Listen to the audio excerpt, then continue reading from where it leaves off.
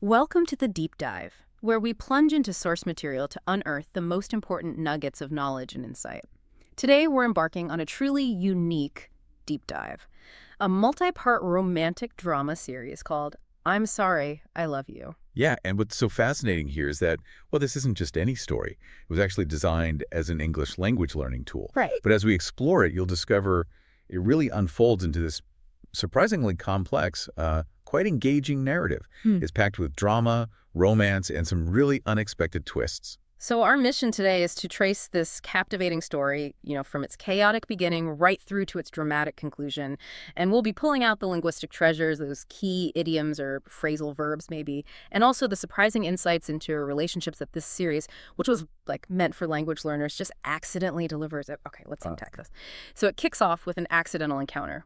A bike collision. Right away, yeah. And the dialogue immediately plunges into apologies. You hear phrases like, I'm so sorry, I feel terrible, and even the more formal, please accept my apology. Exactly. And you get the details, a tire exploded, someone was knocked over. What's interesting about those apologies for a language learner is that range, isn't it? From the very personal, I'm so sorry, to the formal. Absolutely. It shows different registers right off the bat. And then this initial mishap, it takes a surprising turn. What starts as, a request for insurance info quickly becomes more romantic. The person who caused the accident cancels a 9.00 meeting just to stay with the injured party. Wow. And the conversation introduces words like familiar, suggesting maybe they've met before, something about Aaron's place, and this idea of coincidence bring them together. And it shifts gears so fast. From collision to intimacy, the source barely takes a breath before it pivots to talking about love at first sight. It's quite something. It really is. Yeah. And you can see how that dramatic tension would work for language learners, right? Keep them hooked. It shows how communication can shift from, purely transactional insurance details to deeply personal very quickly. Those little words, familiar, coincidence, they hint at something more.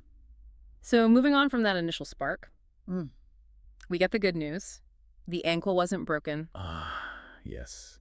Leading to that feeling of being relieved. And then the offer to make it up to you. The accident causer offers dinner, specifically saying, my treat. Great everyday phrases there. Make it up to you. My treat. And they arrange for him to pick me up at 8. Another classic phrasal verb. And the date itself, it culminates in this huge confession. It does. The protagonist just declares, I'm falling in love with you, Veronica. Already. Right. Reflecting on how a twist of fate brought them together, shattering the expectation that it was just going to be any other ordinary day.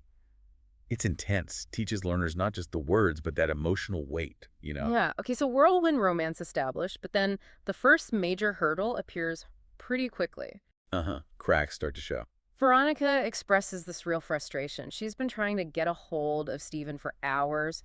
That phrase itself, get a hold of. Yeah, that's a brilliant idiom for learners. It's informal, very common. She accuses him of standing her up for the 5th time in 2 weeks. Ouch. And the language gets very direct. Expressions of anger, disappointment. Do you have any idea how embarrassed I was? Or I've heard it all before. She explicitly says she's tired of you putting your job first, demands he get your priorities straight. That's pretty clear. Extremely clear. Crucial stuff for understanding conflict in English, expressing frustration, ultimatums. Stephen's defense is, an emergency at work, a fire alarm.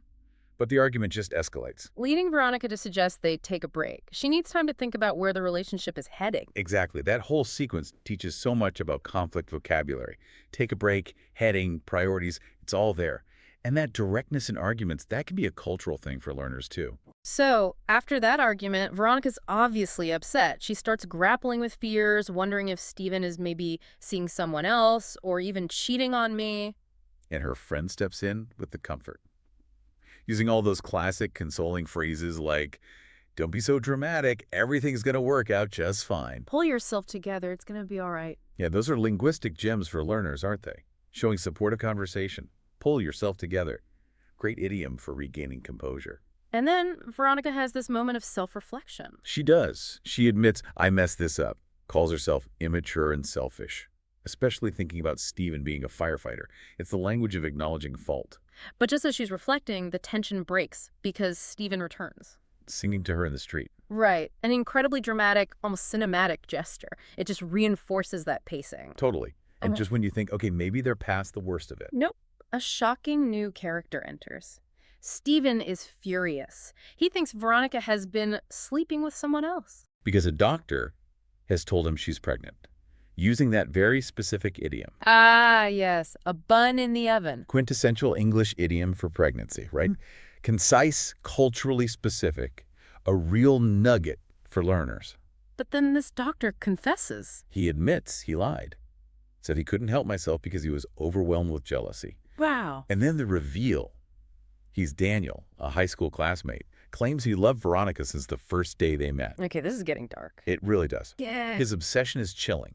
He says he went to med school for you, and then that ominous line, "You will be mine now, one way or another." That really highlights the line between, I guess, love and obsession, doesn't it? How the language shifts. Absolutely. It shows that fine line. Daniel's language escalating from couldn't help myself to possessiveness like you will be mine. It's a stark lesson in understanding intent, maybe even manipulative language. And the confrontation peaks when Stephen bursts in. Calling Daniel a lying bastard, a jock who came into the picture. Very strong, emotionally charged words. Really ramps up the intensity. So after that whole dramatic revelation, Stephen apologizes to Veronica. Yeah, for getting her worked up over nothing. Which, I mean, it wasn't exactly nothing, but okay. And then he gives this really profound declaration of love. Not a day has gone by when I haven't thought of you. It's all about reassurance now, isn't it? Yeah. Deep commitment. He says Veronica is my everything, his soulmate. Promises, I'll always be here for you no matter what, and together we can tackle whatever life throws at us. Powerful stuff. High-stakes romantic vocabulary, expressions of unwavering support, great learning material. We also see how Stephen showed up right when needed, and Daniel is framed as this nut job who stalked her. But just as things seem reaffirmed. Bang! The sound of a gunshot, leaving you hanging, of course. Of course. Yeah. Because just when you think the drama cannot possibly escalate further, the series drops its biggest twist yet. Stephen reveals his true identity. He's not a firefighter. Not even from the United States. He's an Indian spy. Boom. And his motivation is deeply personal. His father, a renowned chemist, was apparently approached by members of the CIA and then vanished. Oh. So Stephen vowed to discover the whereabouts of his father, joined the Indian Intelligence Bureau. And he explains, I wasn't supposed to meet you or fall in love with you. This whole segment, it's all about the language of revelation, isn't it? Confession, what it means to come clean. Exactly. And the linguistic markers of someone grappling with these huge secrets. And Veronica, understandably, is just overwhelmed. All this constant drama, this huge secret. She cries out, I can't take it anymore. You can see why. It really highlights the impact of secrets on a relationship. For a learner, it forces engagement with complex emotional language, deception, loyalty, betrayal. Phrases like vowed to discover show that determination. While Veronica's I can't take it anymore just captures that breaking point. It's a masterclass in how language shows these profound emotional shifts, the breakdown of trust. So Veronica confronts him directly, says she's tired of your lies, and I don't know who you are anymore. Which is fair enough, really. Stephen admits he thought about coming clean, using that phrase again, time and again, but felt he couldn't put you or my mission at risk. And now, his assignment is complete. He has to return to India. But in a final, desperate attempt to keep her, he wants to be completely forthright. He actually proposes marriage. Seriously? After all this? Right. Promises his undying love to be the most devoted husband, to cherish you always. It's a flood of formal, heartfelt vows. But Veronica, she pushes back. She does. Uses very practical, firm language. Says she can't just leave everything at the drop of a hat. And crucially, can't build a relationship on a foundation of lies. Sets clear boundaries. That's such a powerful moment, that clash between the deep love they obviously feel and the reality of a relationship built on secrets. Exactly. The language shows that tension, that impossible choice. It's a lesson in expressing both commitment and personal boundaries. So despite her love, she can't go. And Stephen is last seen boarding a plane to Hyderabad, alone. A real cliffhanger ending to that part. But the story continues. We find Stephen back in India, still longing for Veronica, naturally. And we get some family updates. His brother Gulam and Nisha are expecting. There's even another woman, Shalini, who is apparently pining after you. But Stephen couldn't go through with it with her. No. His brother tells him to just get over it, but Stephen insists, I left my heart in the United States. He's described as incorrigible in his love for Veronica. And then, in typical dramatic fashion, the ending. A joyful surprise. Veronica suddenly appears in India. She went after him. She did. Oh. And they get married in this big Bollywood-style wedding, complete with the declaration, "I now declare you husband and wife. You may kiss the bride." Wow. It's fascinating, isn't it? How this narrative, originally just a learning tool, really embraces those universal storytelling tropes, most perseverance, romantic triumph, to give this unexpected, quite satisfying emotional payoff. So, from a bike accident to a spy reveal, a fake pregnancy, ultimately a Bollywood wedding. Yeah, What an incredible kind of wild journey through "I'm sorry, I love you." it really is. It just shows the unexpected twists and turns a story can take, even one designed for, a very specific purpose. Indeed.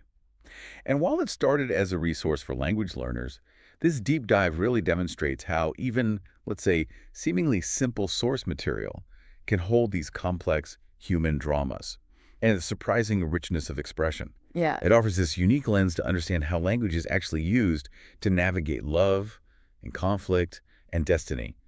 It proves that sometimes the best lessons, well, they come wrapped in the most dramatic packages. Absolutely. This deep dive reveals that even in sources we might initially overlook, there are just layers of stories and lessons waiting to be uncovered, whether it's those linguistic nuances or insights into human relationships. So it makes you think, what complex real-life deep dives might you encounter?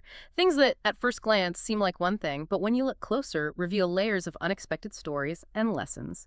Keep that curiosity alive.